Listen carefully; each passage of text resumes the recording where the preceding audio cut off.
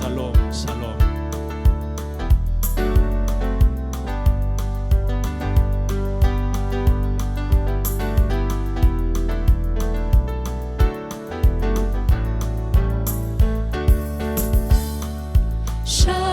Shalom, shalom, amahoro kubari hafi. Shalom, shalom, amahoro kubari kure. Shalom, shalom, amahoro kubari hafi.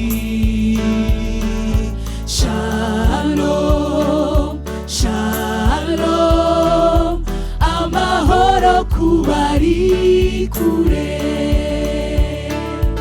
Isi yugarijwe n'umwijima, isi yugarijwe n'amakuba, isi yugarijwe n'imiborogo, iyi si iradandabirana.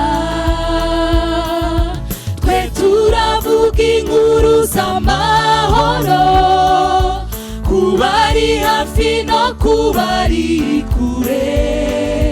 Umwami w'amahoro yarimitswe, bihebe mwese muhumure.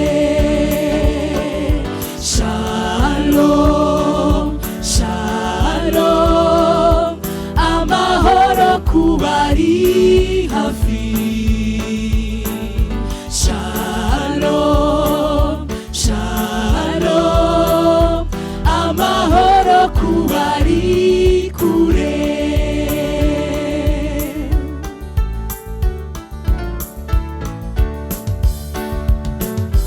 Akira Yesu mu mutima wawe, akubabarira ibyaha wakoze, murondorera ibikurushya byose, ntugire na kimwe umuhisha. Musabe icyo ushaka cyose urahabwa, umushaka n'umwe turamubona. Komanga ku rugi urakingurirwa, Yesu ni umwami w'amahoro. Shalom, shalom, amahoro kubari hafi.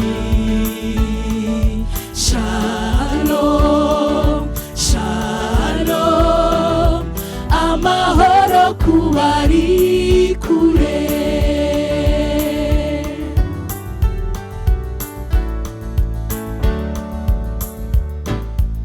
Abwiriza abagwaneza ubutumwa, ahorana imbabazi imyaka yose, ahageze imbohe ziraborwa, abohora ibisenzegeri. Izina rye ni izina ritangaza, rinesha Satani n'abadayimoni, rikandagira imbaraga z'urupfu. Yesu ni umwami w'amahoro.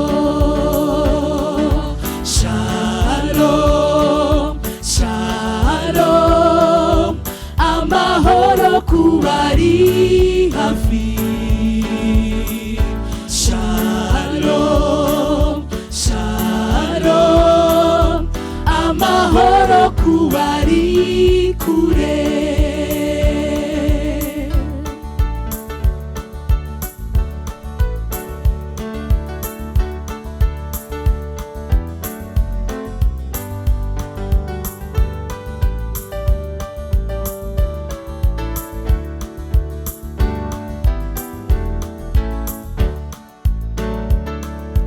Yesu akunda abarwayi n'indembe, Yesu yita ku banyamibabaro. Yesu ni we se w'imfubyi zose,